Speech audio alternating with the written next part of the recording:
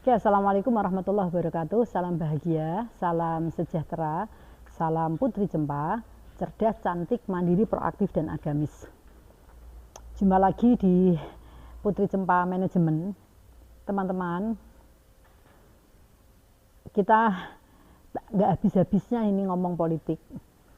Seperti kemarin ketika ada sosialisasi salah satu anggota legislatif, kemudian dalam forum dia melakukan atau menyampaikan janji-janji ketika dia nanti jadi anggota dewan, nanti gajinya 50% untuk siapa misalnya, kemudian nanti dia akan menyalurkan aspirasi apa misalnya, akan dibantu seperti apa misalnya. Apakah sebetulnya memang dalam rangka meyakinkan masyarakat atau merekrut massa, kita harus melakukan janji-janji politik? Apakah memang harus seperti itu? Untuk para teman-teman yang mencalonkan diri menjadi anggota legislatif, sebaiknya jangan. Apalagi yang baru akan mencoba menjajal di dunia politik. Anggota legislatif yang sudah sekian kali beberapa periode saja, kadang-kadang ketika saya main ke rumahnya itu, daerahnya masih primitif, masih nggak maju-maju, jalan masih banyak yang rusak, padahal di situ ada anggota dewan. Di desa itu ada anggota dewan kabupaten, ada anggota dewan provinsi, tapi daerahnya nggak maju, sampahnya masih berserakan di mana-mana, kumuh, terus pokoknya sembarang tidak tertata. Padahal di situ ada anggota dewan kabupaten, juga ada anggota dewan provinsi. Tetapi mereka ternyata dari hal kecil yang paling terdekat saja tidak peka dan tidak perhatian. Bagaimana mau ngomong di sekup yang lebih luas? Hal yang kecil di sekitarnya saja, rumahnya kumuh, kawasannya kumuh, sampah berserakan di mana-mana, sungai itu kumuh, buang sampah segala macam, kemudian masjidnya kumuh, musolanya kumuh, tempat ibadah sepi, nggak ada orang ngaji, madrasahnya kumuh. Bagaimana mungkin ngomong yang muluk-muluk dengan sekup yang lebih luas, karena hal yang kecil saja mereka tidak perhatian. Tetapi kok berani menyampaikan janji-janji politik, berani menyampaikan sesuatu yang dia belum tentu bisa untuk melakukan. Jadi saya sarankan jangan. Nah, apa yang bisa dijual ketika melakukan sosialisasi atau menunjuk tim sukses supaya mereka percaya bahwa mereka mendukung orang yang tepat? Paparkan program sesuai dengan kondisi dan situasi yang real saja. Gak usah janji-janji politik. Soal gaji mau diamalkan, sudahlah, itu gaji milikmu kok. Mau ngamal, gak apa-apa. Itu nanti urusanmu dengan Gusti Allah. Tetapi kalau kita sudah mempersiapkan diri siap menjadi anggota dewan, yang nomor satu itu harus pinter menguasai persoalan dulu. Desaku iki butuh apa, masyarakatku perlu apa yang harus saya perjuangkan. Ini kita pinter menguasai persoalan dulu. Kalau kita tidak mampu, tidak mau menguasai persoalan yang ada di sekitar kita, ya kita mau ngapain? Mau usul apa yang nggawa aspirasi apa? Ya itu tadi akhirnya, meskipun di sebuah desa itu ada anggota dewan kabupaten, ada anggota dewan provinsi, tapi daerahnya masih amburadul. Sekolahane diniyah ijih helik, bangunane ijih kumuh, ijih ketuh, masjide ya ketuh, sampah berserakan di mana-mana ya dijarno, kaline kotor dijar. Ini enggak sama sekali enggak masuk akal sebetulnya. Jadi kuasai persoalan dulu. Apa persoalan yang mau jenengan angkat? Coba dilihat, diamati situasi dan kondisi yang terdekat saja.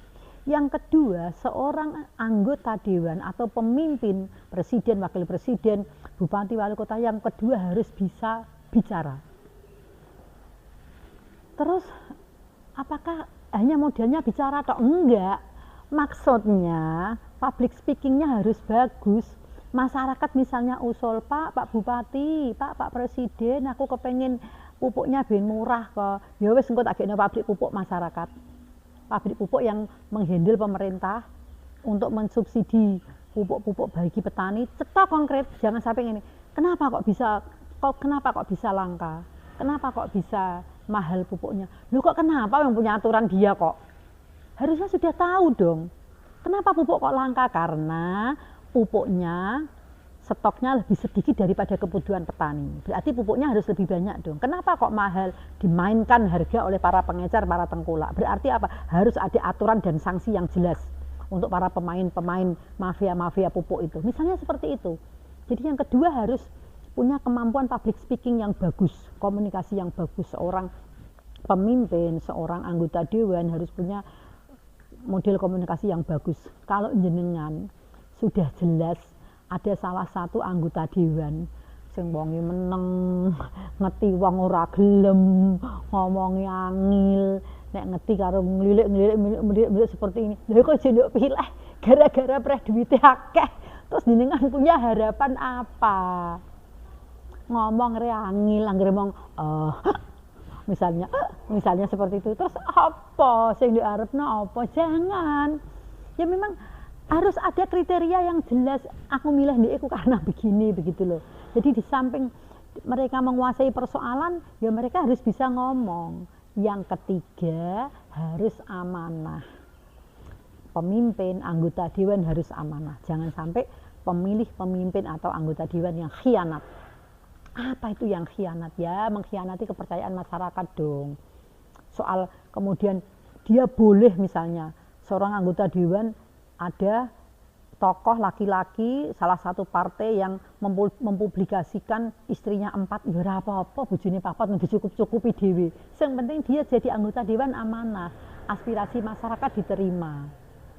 Butuhnya apa disalurkan, bukti konkret, dia dermawan, dia membantu masyarakat. Jangan sampai kita kemudian sibuk mengurusi urusan pribadinya, karena begini loh teman-teman, banyak sekali orang yang berusaha untuk hanya membranding dirinya jadi orang baik, tapi sesungguhnya dia menutupi kebobrokannya, menutupi keculasannya, menutupi kekurangannya hanya karena dia kepengen dilihat baik sama orang lain. Itu jangan seperti itu. Jadi kalau bisa lakukan pemaparan program kerja yang sangat realistis sesuai dengan apa yang dibutuhkan masyarakat. Kalau kita sudah menguasai persoalan, kita sudah bisa menyampaikan cara berkomunikasi yang baik, kemudian kita amanah mempertanggungjawabkan tugas dan tanggung jawab kita sebagai seorang pemimpin. Yang keempat adalah kita benar-benar menjadi orang yang bertakwa. Karena kalau kita nggak takut sama Gusti Allah, orang mungkin kita bisa menjalankan kegiatan dengan baik. Menusa iku nek wis dadi pejabat, saanane wong misara diwedeni, wong kabeh sedire kayasa kok. Misalnya ana polisi alah ra apa-apa, carane begini boloku dhewe, ana tentara kok boloku dhewe, ana kiai wis ra apa-apa, kok kiai ini bolone dhewe. Nanti ada siapa? Tetapi kalau dia masih takut kepada Gusti Allah, seperti aparat apapun, ada siapapun, aku tetap wedi karo Gusti Allah. Manusia mungkin bisa kita rekayasa, sedahsyat apapun pangkatnya, jabatannya, ilmunya bisa kita rekayasa. Tapi apakah kita bisa merekayasa Allah? Nggak bisa. Jadi pemimpin itu harus takut sama Gusti Allah. Apakah takut Gusti Allah itu wongnya yang harus ketunan, terus ring-ring di serbanan gitu? Enggak. Takut Gusti Allah itu bukan dari penampilan. Jadi paparkan program kita dengan baik, selanjutnya jadilah orang yang aman dan takut kepada Gusti Allah. Orang sebab penampilan, jujur ya mohon maaf ini. Saya melihat teman saya misalnya, ada orang yang pakai serban jubahnya sampai krengseh misalnya, sampai diudeng-udeng misalnya. Kemudian ada orang yang satu pakai celana pendek, yang satu misalnya pakai baju tani, pakai kopiah, pakai belangkon, yang satu pakai jas, berdasi, yang satu pakai batik harganya 5 juta atau 10 juta misalnya. Jika milih, dilihat saja dari 5 orang ini, siapa menurutmu yang layak jadi pemimpin? Saya bisa kok. Wah, bagaimana bicaranya? Ya gampang, dilihat saja performnya, sorot matanya, gaya bahasa tubuhnya ketika berdiri, ketika duduk, ketika ketemu orang. bagaimana dia cara berkomunikasi, intonasi bahasanya apakah tulus ataukah dibuat-buat, meripate ngeli pendirangan-pendirangan begini-begini misalnya, terus senyumnya sambil sinis-sinis misalnya begitu, itu sudah terlihat walaupun dia membungkus karakternya dengan penampilan yang seheboh mungkin. Terus pokoknya serbane anulah buatike jutaan lah misalnya, pakaiannya belangkonan atau apa, sarungan misalnya buatik sing masih kita bisa tahu sesungguhnya kualitas dia itu seperti apa jika kita terbiasa melihat seseorang bukan dari penampilan. Beda kalau kita melihat orang dari penampilan ya terkecoh, weh wonge wayune, gantenge, pakaiane apike, regane semene kok, tasnya branded tok, sarungnya branded tok misalnya. Sepatunya branded. Ya sudah, ukuran kita hanya segitu aja. Kita gampang ditipu kalau seperti itu. Tapi beda ketika kita melihat dari sorot matanya, melihat dari karakternya, melihat dari bahasa tubuhnya, melihat dari gesturnya, melihat dari cara dia berkomunikasi, kita akan tahu. Jadi tidak usah melakukan janji-janji politik karena kita tidak tahu bagaimana kita akan mengarungi kehidupan berpolitik kita ke depan. Politik itu sangat dinamis, aturan bisa berubah-ubah. Kita janji A, ternyata aturannya nanti berubah menjadi B. Kita nggak bisa, jangan korbankan diri untuk mensiasati aturan. Aturan ya aturan harus ditegakkan dan dijalankan. Kalau kita mensiasati aturan, nanti kita yang akan berat di kemudian hari. Yang kedua, kita harus menguasai persoalan. Kuasai persoalan dengan sebaik-baiknya.